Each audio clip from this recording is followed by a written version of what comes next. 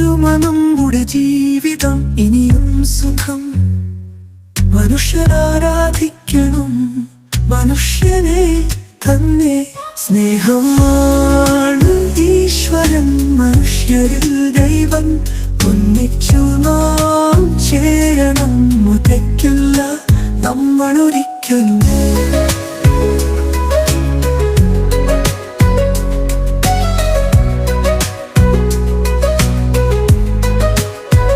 ഹൃദയങ്ങൾ ചേരുമ്പോൾ ആഭരണം പോലെ നാം മനുഷ്യരുടെ കടലിൽ സുഹൃതികൾ ഉണ്ടാകും.